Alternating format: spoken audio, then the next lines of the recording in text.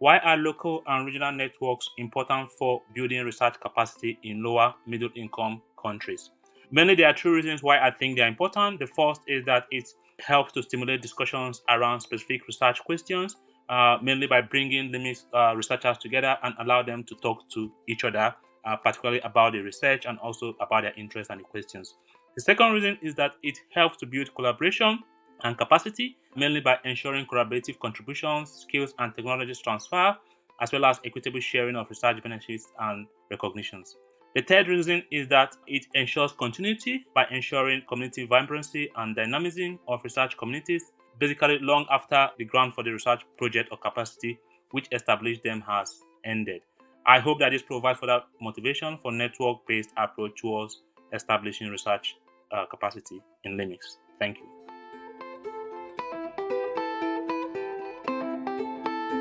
Welcome to your digital mentor.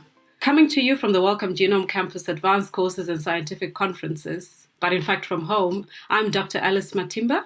And I'm Isabella Malta. We are your hosts for today's episode. In this episode, we'll be discussing the importance of networking, how as a researcher you can develop and maintain your networks, and how to get people to know you and come to you. In other words, build your social capital.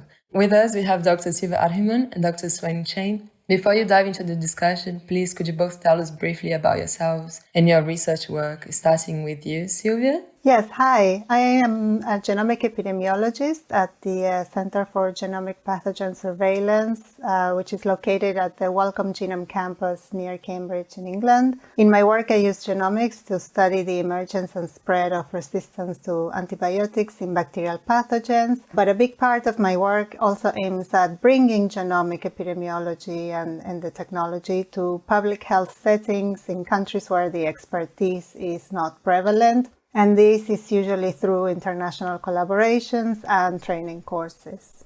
Thank you, Silvia. And on to you, Swaine. Hello, my name is Swaine Chen. I'm an associate professor of medicine and infectious diseases at the National University of Singapore and also a group leader in bacterial genomics at the Genome Institute of Singapore. In my research, I run a lab that primarily uses two bacterial systems to understand why some bacteria are very good at causing infections in humans. Those two systems are E. coli, which cause urinary tract infections, and group B streptococci that are a newly discovered cause of foodborne infection. For both of these systems, E. coli and group B streptococcus, we use both bacterial genetics and we combine that with experimental mouse infection models. And we also integrate genomic analysis to guide the genetic and mechanistic work that we do.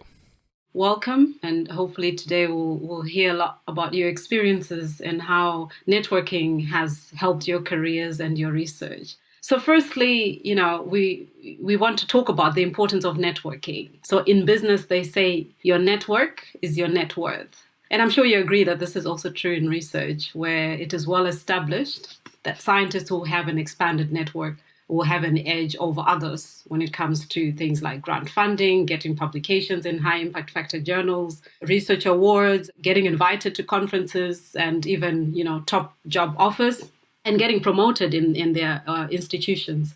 So Swaine, how has networking played a role in your career and in your research? And what are some of the most influential relationships or networks you've developed in your career? Well, first, thanks for having me on this podcast. I'm really excited to be here and to talk about some of these issues.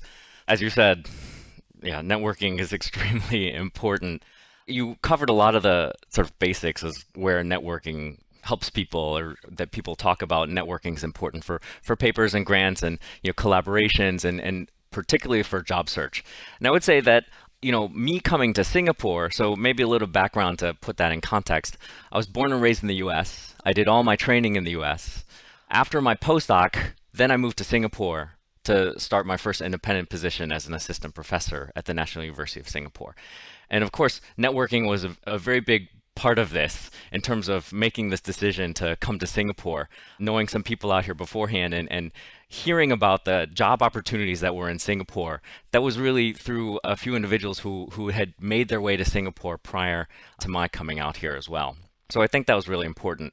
And then, maybe to give you a more specific example that's a little bit outside of those kind of traditional things about papers and, job search and stuff like that. I mentioned that my lab studies two infection systems, E. coli and group B streptococcus. And one of the things that happened when I came to Singapore is, of course, you start to integrate yourself into the scientific community here. You make some friends, you make some collaborations. When I moved to Singapore, I was only working on E. coli. And then there was an outbreak of group B streptococcus infections in 2015 in Singapore. And it was partially because I had done some of the networking already, just as part of normal, work and career. But then some people knew that I was doing bacterial genomics. And so that's why I got pulled into a project to help with the genomic studies of what was going on with this unusual outbreak of group B streptococcus infections. And that now has actually turned into a major part of the lab. Through those initial connections, through those networking, we got pulled into this project. We helped with some of the genome sequencing and analysis, right? And it was really through that networking that really helped establish those connections with people that ended up being on the front lines of understanding that outbreak. And that's what really pulled me in and now has become a major part of my lab. Wow, that's really interesting. And I think what you're saying is that networking is something that you should be doing all the time anyway. And one day it will yield some results. So it's not something that you kind of know for sure that it's going to get you any results, isn't it? Yeah, I think actually it probably works better that way. We do spend a lot of time doing experiments. I think both Silvia and I spend a lot of time in front of computers. I think all of us spend a lot of time in front of computers now. But at the end of the day, science is a very social, collaborative kind of job and career. And I think it just sort of works better if, that's not necessarily that you have a goal for networking, right? That it's just part of what we should be doing in terms of communicating science, the types of things that Silvia is talking about in terms of going out and doing outreach and sort of spreading expertise to places that don't have it. I mean, this is just something that I find fun to go talk to people and make new friends and hear about interesting work. Yeah, and Silvia, your role, you depend on networking very much. What importance do you think it has in tackling some of the most challenging global health issues? Exactly because of what you just said, because these issues are global. We've all realized by now that we can't really work in isolation, each one of us in our labs, each one of us in our country. In terms of antimicrobial resistance, which is one of the things I work on, it's pretty clear that it emerges in one location, but then it quickly spreads to the entire planet. So there are a lot of collaborative efforts now being funded to try to look at it from a global perspective and to try to bring this technology that I mentioned, genomics in my case, to other countries where it might not be commonly used yet. So a lot of the networks that I've built and that, are basically motivated by this. But some of us are terrified of networking. And when we invited you for this episode, you said you suffered a bit from networking phobia. How do you do to overcome it? Yeah, so just to give you a little bit of background as well, I sort of realized how important the networks are also from my experience. When I was a student, no one told me, you should build a network and this is really important. And you basically start building a network when you're doing your PhD, maybe by, talking to other students, and then you realize that you start to, then meet PIs in your field. And what happened to me was that because I changed subject several times and I moved countries several times, suddenly I found myself starting in a new area of research in a new country and realized that I had somewhat lost my network, right? Because now I had to meet experts in this new field and build it again. So that's when I realized how important it is, really. And for someone who is not particularly comfortable going at people and saying, "Hi, I'm Silvia, and this is what I do," it can be a bit intimidating, especially when you go to a conference and you realize that you don't know most of the people there because it's a new field to you. Wow, yeah. So, Swaine, would you like to give us some tips on how you can get your networks going, how you maintain those relationships? And in fact, I think you want them to be healthy relationships, isn't it? So it's not just networking for the sake of it, but for, maintaining healthy relationships as well. That's right. In the past, I would say that it's really important to actually meet people in person.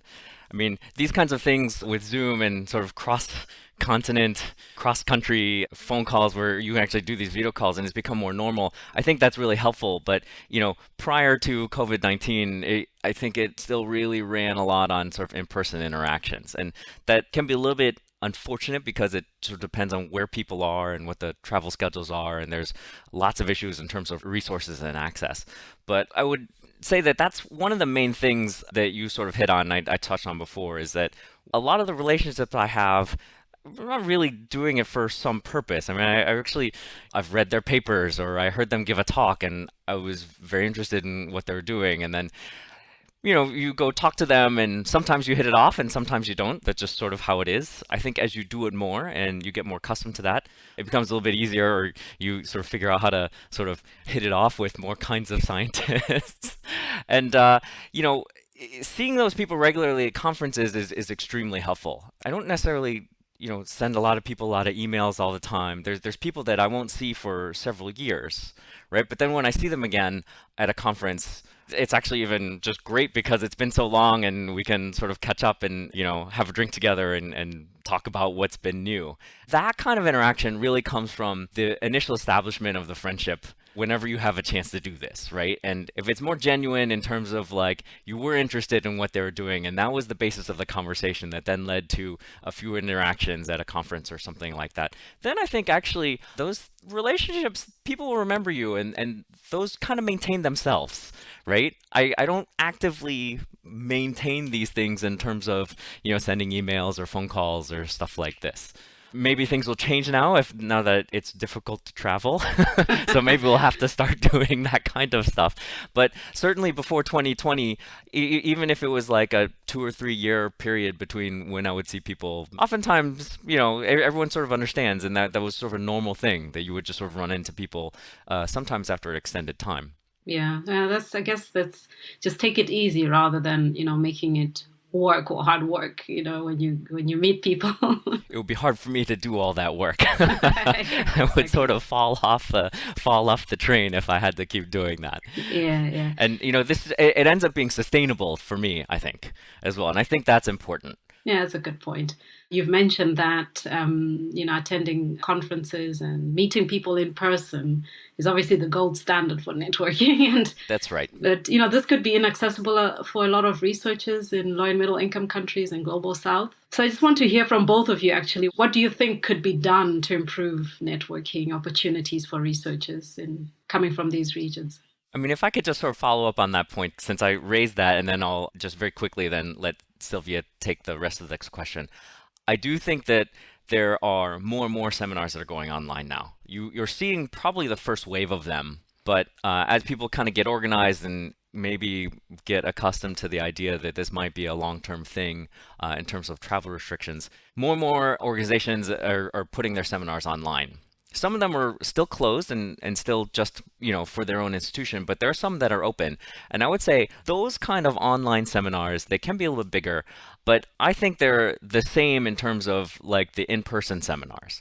What really happens if you want to sort of build a network or become kind of known, just ask questions, right? People notice who's asking questions at these seminars, especially if it's junior people, right? So certainly at an in-person conference or an in-person seminar, most of the faculty kind of know each other. They notice who's asking questions and whether, like if someone asks a sharp question, it doesn't matter who that is. And I think that's going to be the same on these online seminars as well. That culture is still developing, but I think for sure, someone who's coming in from the outside and, the name isn't recognizable to the normal people that are at that seminar, people will notice that, I think.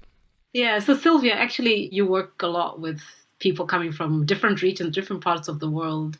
What are some of the barriers that the people from these regions have in terms of accessing networks? And how do you propose they can overcome them? Yeah, the barriers are usually financial barriers, although we also have to take into account that there could be some, family issues as well, and managing time and personal time and taking time off to travel, usually long distances for some people to go attend conferences. I think the barriers are quite clear to all of us. But in terms of what can be done, yeah, the internet is your friend, right? So anything that you can attend online, usually the speakers provide contact details. So if you don't ask a question during the seminar for whatever reason, you can always follow up later, say, hey, I heard your talk here and there, and I thought it was interesting and I was wondering this or that. That's a good way to also get in touch with people. Obviously, social media, there are a lot of scientists on Twitter these days. You can follow them and they follow you. And, if that's your kind of thing, it's a good way as well to get to know people a bit more and to have a platform that allows you to contact them directly. Yeah, those are the things really that I can think of. I was just thinking about this. So we connect a lot with people through Twitter, through LinkedIn. And I was wondering if either of you have ever met someone whom you've actually connected with, on social media or on LinkedIn, and you've actually gone on to do something like collaborate or write a grant. Is this something that has happened to you before? Almost, actually. I did have talks to people following up from a contact via email or via social media, and we've discussed possibilities of collaboration. It didn't always come to fruition, but it definitely started the conversation. Yeah. And you, Swaine? Yeah, I would say the same. I think it'll happen eventually, but there's no specific example yet. I've only been on Twitter for a couple of years, though. I think sometimes it takes a bit of time to get these things going. But there certainly have been some contacts that have initiated through there. You've given several interviews and talks. You've given a TED Talking. How important do you think were they to building your social capital? I don't actually know how many people have seen those, to be totally honest. I do hear, if I'm meeting someone new or someone's interviewing, that they've looked up my TED Talk, so I guess it is a bit visible. So I think that helps. If you think about it, every time if I see someone's name, and I always wonder, so who's this person? That's the first thing you do is Google them. And if they are present on the web, and this is something that's present, then it comes up, right? It used to be that I knew that I was not on YouTube, and now there's a few YouTube links that come up. I think in terms of general advice, though, if we're talking about for more junior people that are trying to build their networks, this is definitely something that, for me, I think came after I got to a more senior position. And I think there's a lot of things in academics that are like this, right? So there may be some other kinds of things where you would get visibility. So being a reviewer for papers, or being an editor of a journal, and then being interviewed by media, or, being asked to give these kind of public talks. For me, those came after, I already had the kind of academic position and the academic credentials. And so I would say that, yes, it's probably true that those help my current social capital now. They're kind of more visible, but those may not be so useful in terms of trying to engineer or like trying to sort of plan out, how do you manage this and build your own network, right? And kind of get off the ground. And I think some of the things that Silvia mentioned and that we've been talking about, attending talks, especially since they're online, there are other online things that you can do that really take away the kind of distance barriers, right? So Twitter, LinkedIn, these kinds of things, if you engage with those platforms, certainly people will notice eventually. I mean, it doesn't always happen immediately, but if you're providing good content and you're providing good opinions and you're engaging and people like what you're saying, that's where a lot of that networking comes from. People notice because there's a lot of voices on Twitter and it's pretty loud and boisterous. But at the end of the day, there's a very large number of people who are very quiet, whether that's at a seminar, whether that's at a conference, whether that's on Twitter. It is going to be very difficult to be noticed if you're just quiet most of the time. This does get to this idea that you guys were talking about. How do you get over that fear of taking that first step?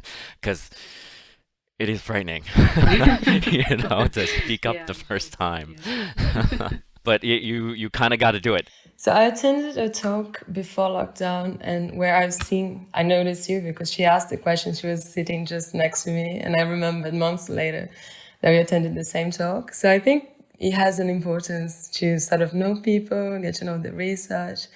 And you, Silvia, do you think this talk that you attended, the Cabana Network, do you often go, and how good is Cabana to I have to confess that I don't go often to their talks. A big part of it is that I also travel quite a lot for work and I am not always around in the campus. But I think you make a good point in saying that, because for maybe the first, I don't know, however many years of my career, I was terrified of asking questions during talks.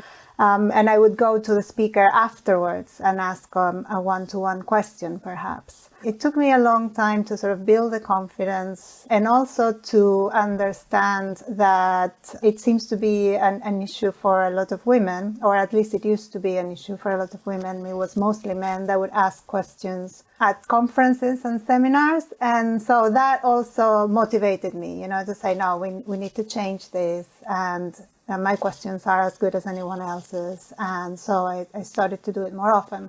So I agree that that's something that will make you visible. And if you are not very confident to do it openly in front of everyone, at least don't keep the question to yourself and go and talk to the speaker after the talk and ask them what you want. I really like what Silvia is saying. I mean, it is true. It's super scary to raise your hand with a bunch of strangers in a conference, especially if you're a junior person, right? And this is the first time you're attending a conference, or it's the first time you're in the field. That is really scary. And so Silvia, I think, highlights a couple of things that you can do to kind of take the steps up to there. Right? So go to talk to the speaker afterwards, or catch them at the mealtime, or if there's a tea break afterwards. But I would say that even before that, one of the things that is important is that you just sort of develop your own thought process and your own kind of perspectives on science. And one way that you can do that hopefully is a little bit less pressure is, even if you're not asking questions, just practice talking about these ideas with your friends or with some of your colleagues after the talk, right? And you'll get the feedback in terms of like, here was my initial reaction to this. What did you guys think of this? Do you think that was interesting, right? And I think there's sometimes that even then can be a little bit difficult, if the topic is a little bit out of your area, it can be a little bit uncomfortable to sort of even have a conversation with some of your friends about what that talk is. But, I think there are places where you can do this and get the practice in terms of expressing your ideas and debating these things. Many talks will just have different ideas that are just interesting and have some implications. And you should practice that in whatever forum or whatever way feels comfortable for you. And that's the kind of practice that you need, that eventually you know what your ideas are like and how people react to them. And that gives you the confidence then to either go up to the speaker afterwards to talk to them one-on-one. And then eventually I think you can build yourself up to, raising your hand and asking in front of the big audience. So basically, you should always be practicing building your confidence with, the more you interact with people. I think so. And this is what I tell the students and postdocs in my lab is that, in lab meeting, this is where we're practicing this stuff. If you're going to go to a conference, I want you to engage and really kind of learn stuff, engage with it, like see what's useful for you. What should you bring back to the lab? And if you can't do that, or if it's a little bit difficult for you to do that here, just in the context of our own lab, then it just seems like it's probably going to be more difficult for you at a international conference. And Swaine, in your case, the networks that you've been involved in, what contribution or impact are they having on global health? Yeah, well, we're still trying, and I would go back to that Group B streptococcus, the newly discovered root of Group B streptococcus infections that I mentioned. So that outbreak in 2015 was the first time that we had seen Group B streptococcus cause foodborne infections in humans. And so that led to this question of like, why is this happening? And it was associated with consumption of raw fish in Singapore. And the fish in Singapore, Singapore is a small country and all the stuff is imported. So that directly led us outside to the region where there's a lot of aquaculture going on. And so one of the things that, again, in terms of network building, I certainly can't say that I did this all myself. And I certainly can't say that I actually was leading this. I was trying to help support the efforts to build a kind of regional network where people could then start sampling fish and start looking for human strains. And what that led to over the next few years was there was a network built throughout all of Southeast Asia. We had about 5 or 6 countries that were contributing strains of Group B streptococcus that were isolated from fish and humans. And we discovered that that same strain that was causing the outbreak in Singapore in 2015, that had actually been all throughout Southeast Asia. It was all over the place, and it was causing disease in humans all throughout Southeast Asia. And then from some historical collections, again, these were all through sort of making connections. It's really one of my collaborators here in Singapore that really went out and did all the heavy lifting in terms of pulling that network together. We found that foodborne Group B streptococcus infection we think has been in Southeast Asia for at least 20 years, but no one ever knew. Where that's going now that we've seen it's a regional problem, we've been able, again, through the efforts of a lot of collaborators, and this is all kind of people skills mostly from my collaborators, right? This is all networking.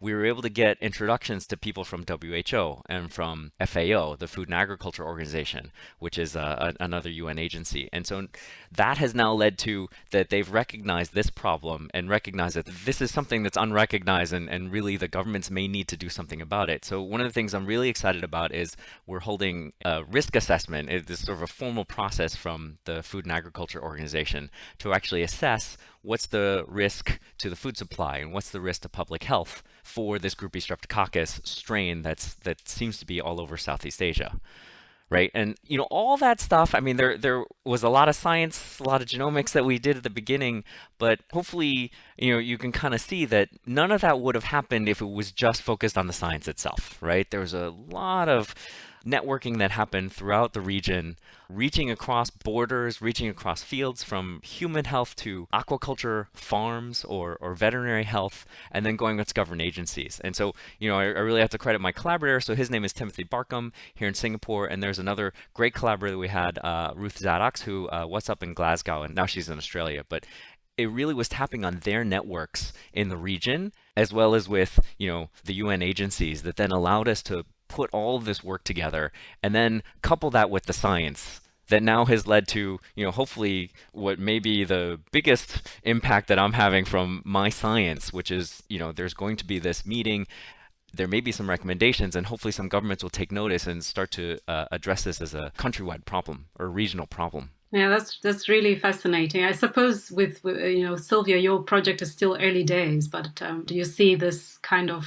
We have seen a lot of specific examples of impact in terms of health in local or regional, national level. But I thought when you're talking about impact in the community, you meant, like very specific changes in health and improvements in health that are sustained and long-term, which is something I'm sure that'll come with time, yeah. That we can really measure in a short span of time. Okay, we are going to take a quick break to hear from our sponsors, and we will be back soon.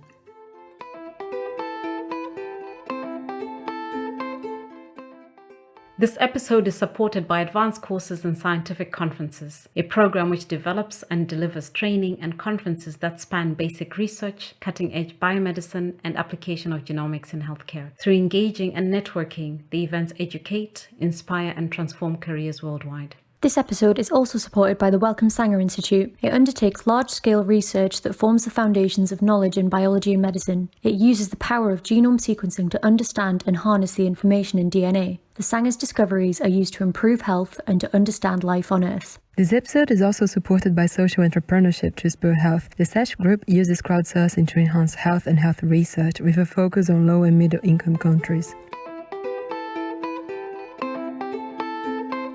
The podcast is about mentorship and supporting careers, and since networking is an important aspect of one's research career, what role can a mentor play in helping early career scientists to build relationships? Silvia, you mentioned that as an undergrad, no one told you should be networking and you didn't really know how to do it at the beginning. What advice you would give to young researchers now at the start of their career? To go for it. If there are people that you want to meet, you have the opportunities to go to a conference and you may be shy to approach them directly. Ask someone else in your group if they know them and say, hey, could you introduce me?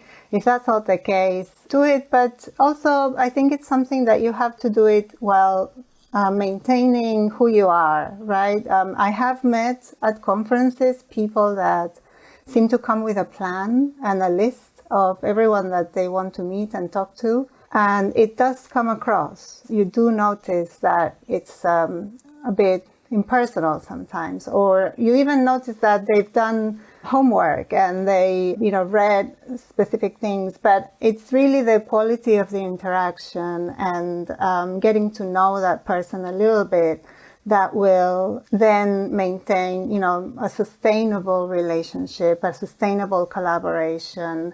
It's not just about making that initial contact, but then you have to come across who you are.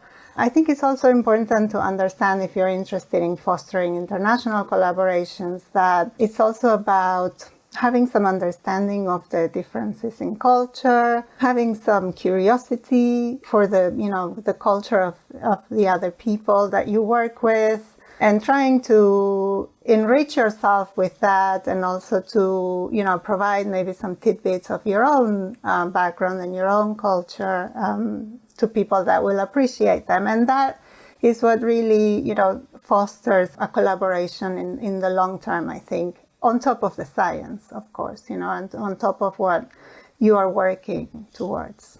And Swaine, you already mentioned the importance of lab meetings, for instance, to build up confidence for these students can go on in conferences and be confident enough to ask those questions and present their work. But what else do you think, as a senior scientist, you can do for the early career? Well, not senior or middle career senior scientist. You call me senior? You don't look senior at all. But from a more experienced scientist, what can you do to help your early career scientists? Before I get to that, I really want to echo some of the things that Silvia was saying, right? Be genuine. That's really important. And it's not that doing homework is a bad thing. I actually think that's probably a good thing. But if it's that kind of homework is like you're going to try to, okay, we got to meet these, or I got to go meet this person and that person, and just because of this XYZ reason. And it's not out of some genuine curiosity or, desire to talk science. I completely agree with her that gets seen. The other thing that she mentioned was this idea of build your network, which is you already know some people. There are people in your lab, or it might be, if you're a junior person, it's going to be, the more senior people in your lab, or maybe your boss, right? Your PI. And that's your initial network, and that's where it starts. And they'll have their networks as well. And so, that's how it builds. And I would say that that's really how my network started. My postdoc advisor was really good at introducing me to, whenever we would go to conferences, he would bring a lot of the lab to conferences, and then, he would introduce us to people. And that was really nice. And I think that also was something that perhaps was a little intimidating when it first happened, right? But then that was really a helping hand to sort of get over that fear. And so this is definitely something I try to do. If I have a chance to go to a conference with people from my lab, I do try to make sure, even if they feel uncomfortable, I do try to make sure that I introduce them to people that I know that I've met, right? That I think they might get along with, and try to seed that conversation. It sort of depends. Sometimes, like, I'll try to actually get out of that conversation so they can talk, or sometimes, you get the feeling that maybe I should stick around so that they don't feel too uncomfortable.